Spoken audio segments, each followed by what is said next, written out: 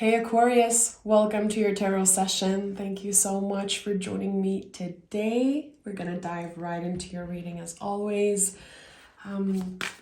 Thank you for receiving the messages and for being a great supporter. I really appreciate it.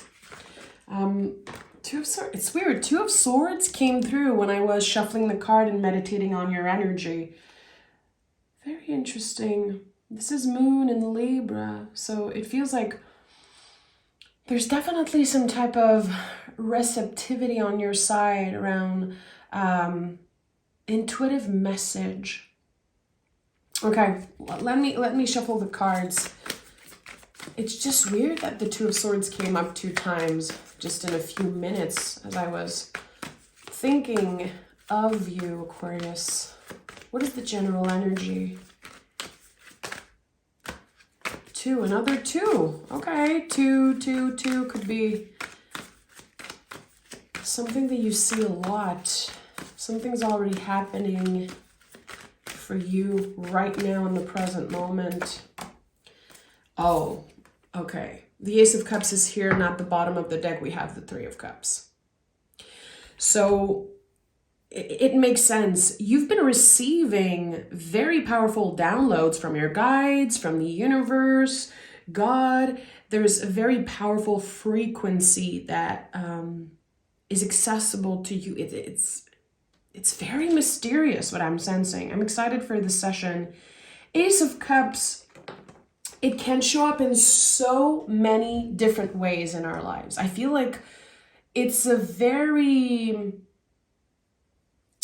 outdated interpretation of this card to say, oh, it's about new love. It's about someone finding love. It's about meeting someone new. The cups contain so much more than just romantic love. It's about love with capital letters. It could be showing up in your life in ways that are so random, but it's impactful to you. So this card is rolling out the red carpet for a new story. That's very emotional, very intuitive. It feels like a knock on the soul's door. Yes, this is it. This is it. I just tapped into something important. Okay. A knock on the soul's door of Aquarius. Tell me more. Tell me more about this. 4 of Swords, King of Wands, and 8 of Wands. Okay, yeah. You're about to receive something and you are in a receptive state because you took the time to put the oxygen mask on yourself first. This is something that you've been invited to do for years. It's so interesting that this card is coming up first for you because usually it comes out later in the reading. It's like your guides are wanting you to remember, hey, you have to put yourself first. It's not selfish to do that. It really is something that I think you've been practicing, but there was so much unlearning that needed to happen. You did an amazing job. So 4 of Swords, your boundaries are very clear. You are protected. You are rested. It doesn't mean that you're not going to need to pause eventually. You know, I say rested, but I feel like the best word could be recharge. So you have some type of, again, the frequency is changing. Again, I keep getting the word frequency. It's changing. Something's activated. And you could be feeling it again intuitively. It's very receptive. You're absorbing energies. I don't know if this is about the sun for you, like absorbing the vitamins and the energy of the sun. And with the King of Wands, you're ready to make something real. Everything is aligned for you in this moment to finally start creating, to finally start putting the energy in something that matters to you. But it's not because you're craving more. I think you have learned to find happiness and find content with what you have. This is not necessarily about, again, needing more money, needing more of something material. That could definitely happen, and it's so valid if this is something that you want. But I think that you're consciously working on collaborating with what you have already. You have found happiness and content just in different things. This is what I'm getting here for you. And the Eight of Wands, something finds you because you are in that receptive state. And it happens when we let go of the grip of control. You know, when we're obsessing over attracting something, we are trying to control the future, we are needing something, we usually don't get it. We usually don't get it. We have to let go of the grip. We have to focus on our vessels, our body, and again, embodying that receptive state.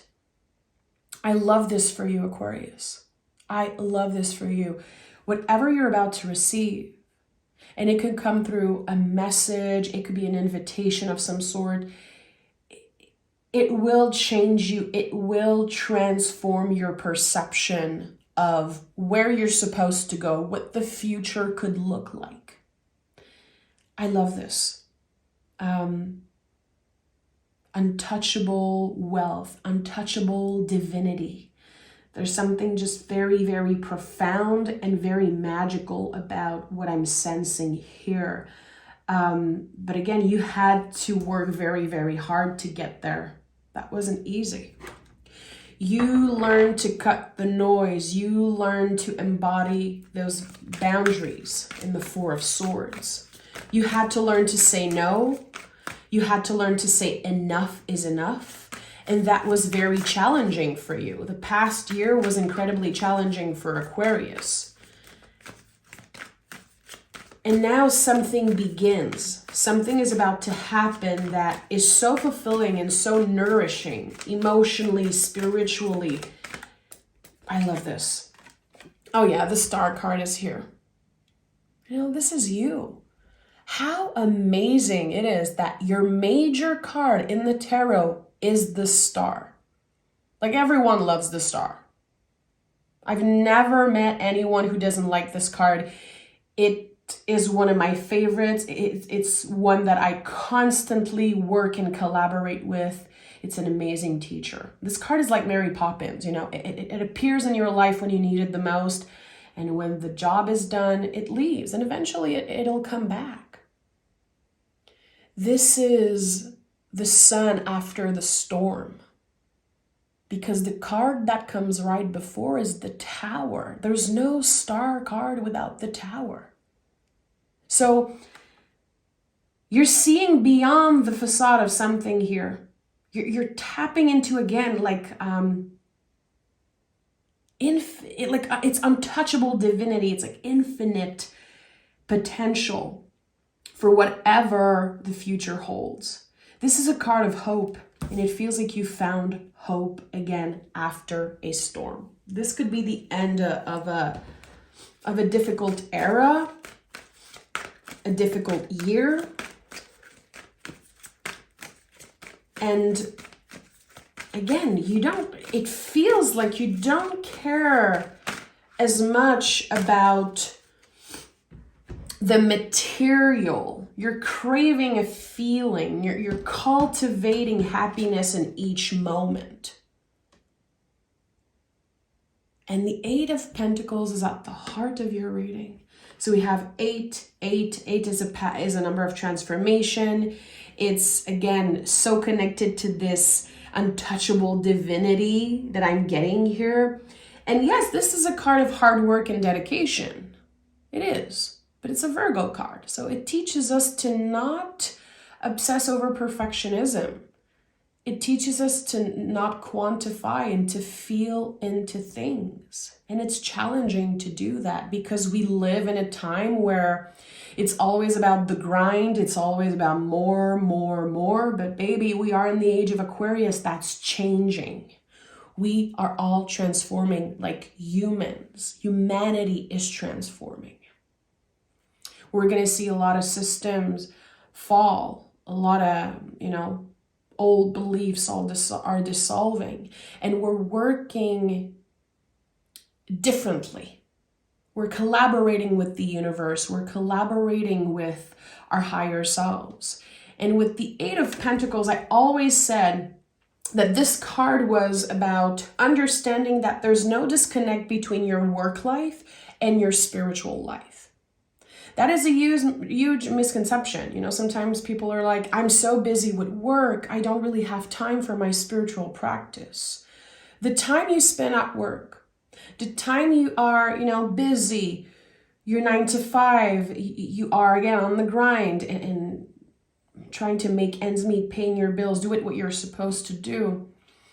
It is spiritual work.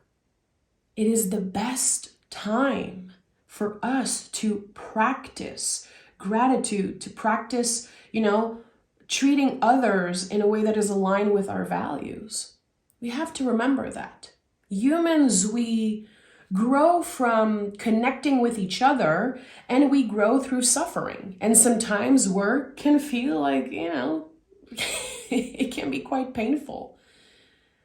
I think that at one point in life, we all have this realization of, okay, I'm probably going to work for the rest of my life. Like, this is a lot. So understanding again that it's all connected, our spiritual lives and practices are connected to what we do.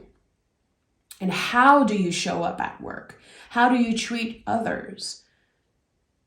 Are you receptive? Are you listening? Are you cultivating joy and sweetness in the best way that you can? It doesn't mean that you're not allowed to have a bad day or a bad week or bad month. But there's something here that you're very aware of, like your power, your strength, your influence.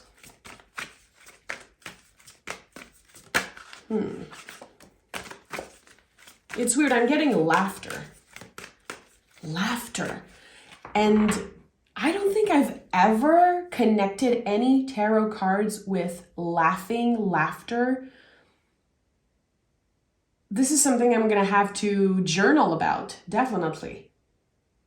And I find, Aquarius are so wise and so funny. And I shared this with you a million times by now, but my dad is an Aquarius, and my dad is probably the funniest person alive. Like, it's the thing I love the most about him. He makes everyone laugh. He's just this, when I think about my dad, if I close my eyes, I just see his smile. It's just so, it's contagious. And I noticed throughout my life that a lot of Aquarius are very funny, are very, they use laughter as medicine. And when you think about this, laughter is like, and I know this is going to sound very random, but laughter is like the windshield washer on your car. When it rains, it's not going to stop the rain, but it's going to help you get forward. Laughter is essential for humans. And there's something here about that that's very specific to you. Choosing maybe the content that you're listening to, wanting to laugh more, wanting to connect with people that are just making you smile, or you making other people smile. There's something there. Again, it's weird that I'm sensing that I'm thinking about this, because I've never even thought about this. And I've been teaching and studying tarot for more than a decade now. I'm going to be journaling about that today. How can we find laughter in the tarot, or how can it show up? Very interesting. So the Chariot card is here. The Chariot is, this card is called the Chariot. It's not the charioteer. It's about what's holding us. What chariot are we leaving behind? It's about the things that we have outgrown, that we're ready to just move on from. It's an energetical graduation. So for some of you, again, as I said, this is the end of a difficult era.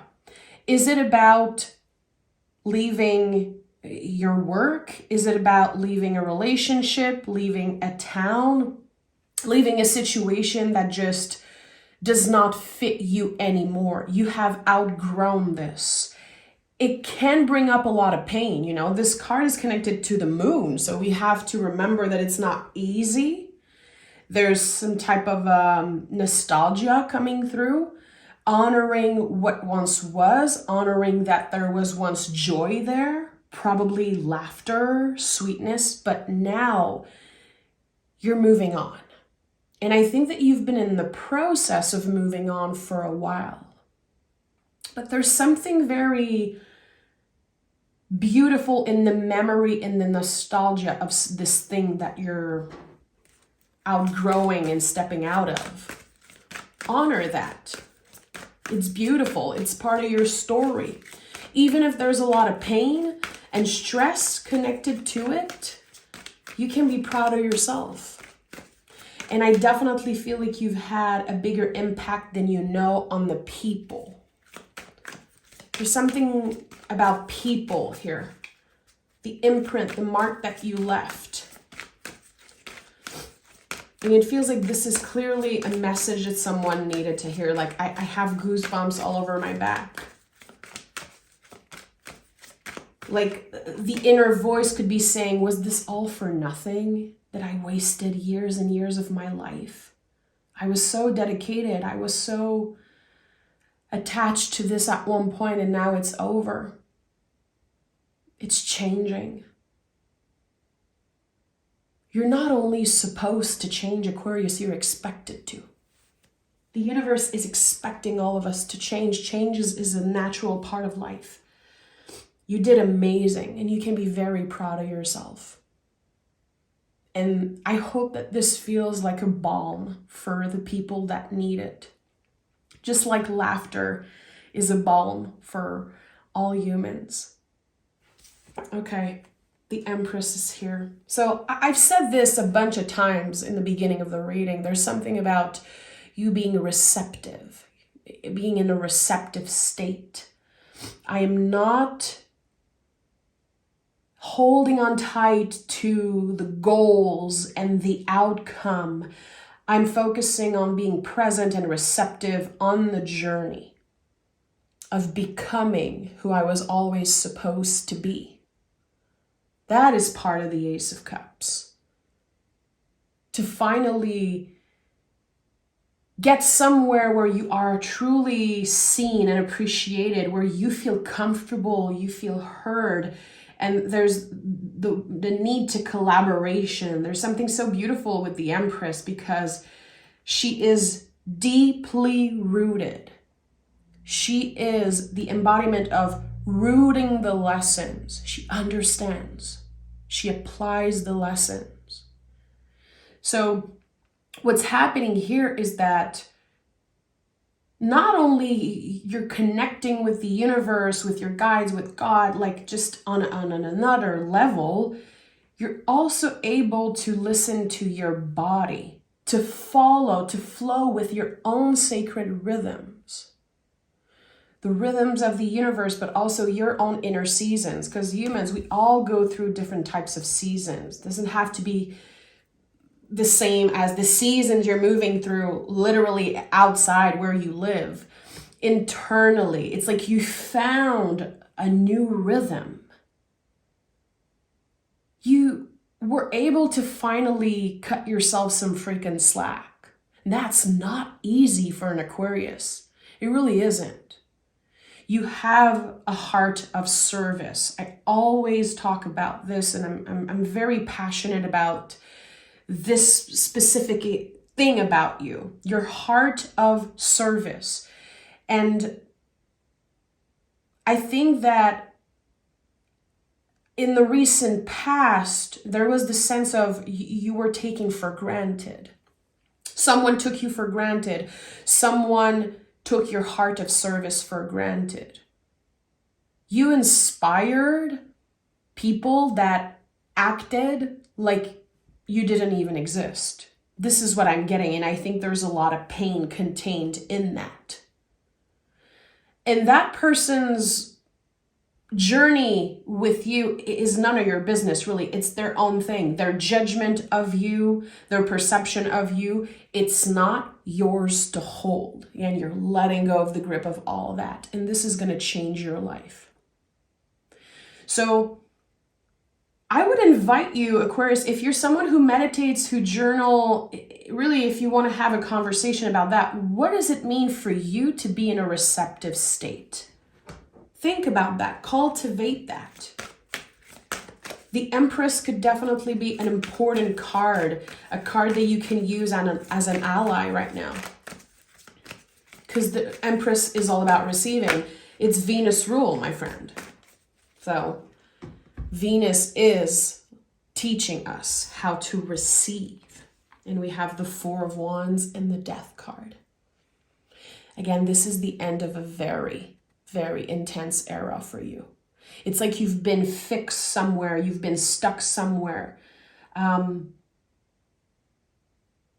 maybe your perception at first wasn't that you were stuck. It was just like you accepted, you learned to live with something that I believe you have outgrown a very long time ago, Aquarius. And now the Four of Wands is here. So here we have Venus with the Empress, and here we have Venus and Aries. We have the perfect energy, the yin, the yang, the Emperor and Empress.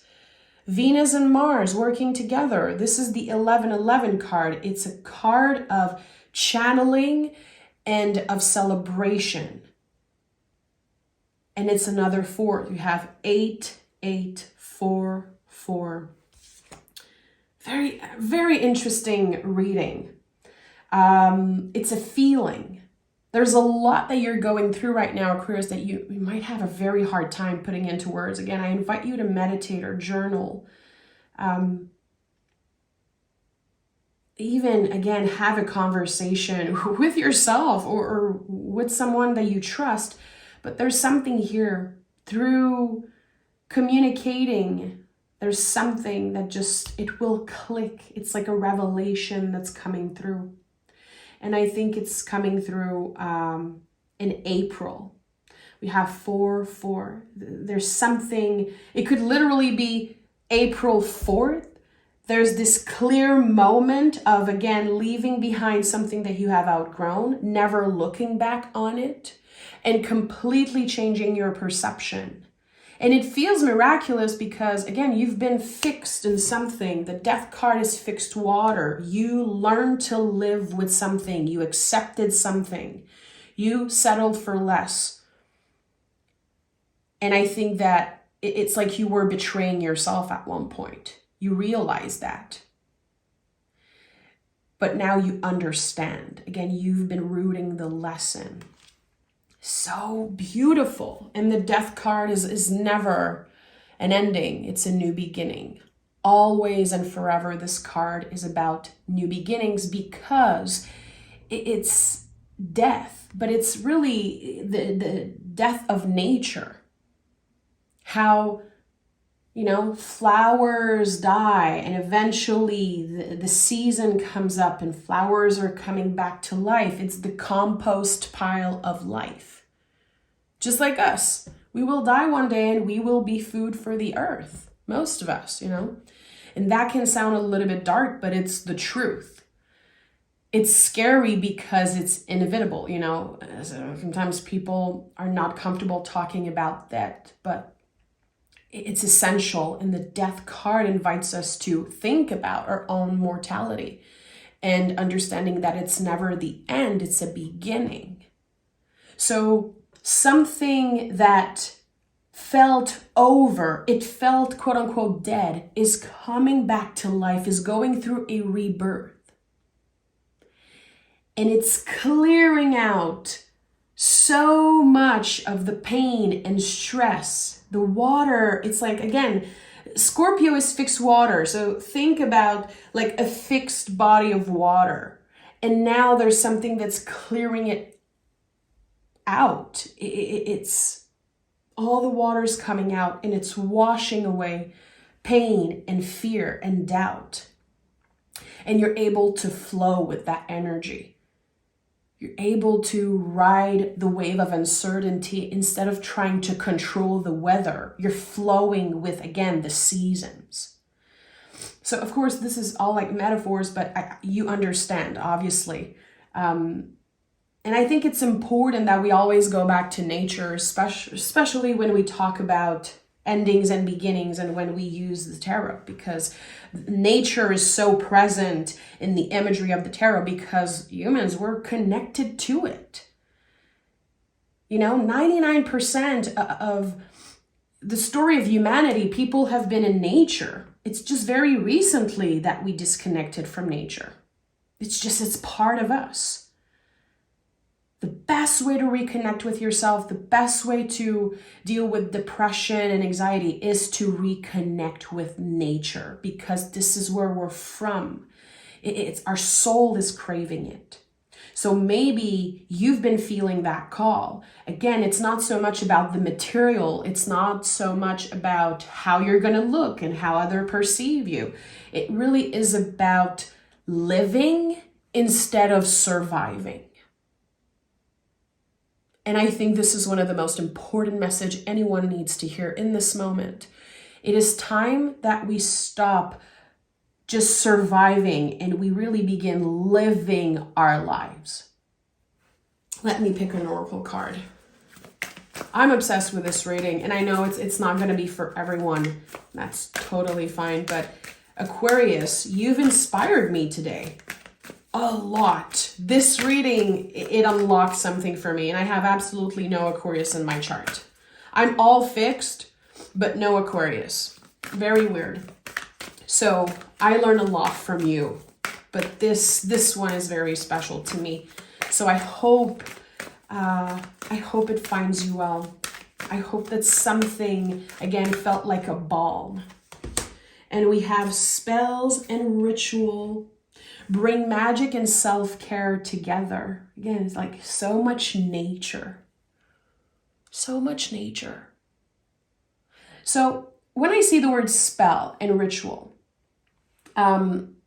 personally for me, whenever I'm working on a spell, whenever I'm working on a ritual or trying to manifest something, my first intention always is this spell is for the greater good of everyone involved. This is the first thing I always say. It's the intention I set, even before a tarot session. And it's my personal practice, so I'm not going to say it on camera.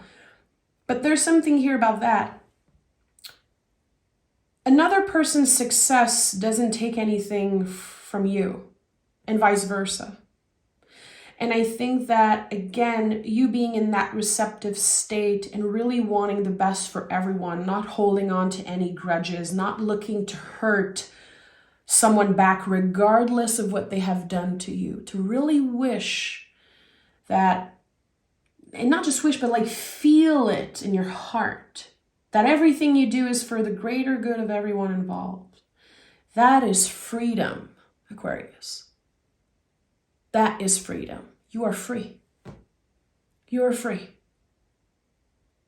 Tap into that energy. Again, it's like untouchable divinity. It's like a new frequency of your wealth. And I think this is definitely, again, the end of a difficult era and the beginning of something that is almost impossible to put into words. Thank you for listening. Thank you for receiving.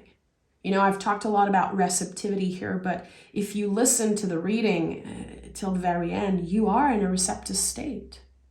In the times that we live in, to take a little bit of time to listen to another person talk, to reflect and digest the messages, that's the practice. That's the receptivity. And as a reader, that creates, a lot of content on YouTube. This to me is the most precious thing. It's priceless. So I really appreciate it. Thank you for being here. Thank you for your magic. and I'll talk to you guys very, very soon.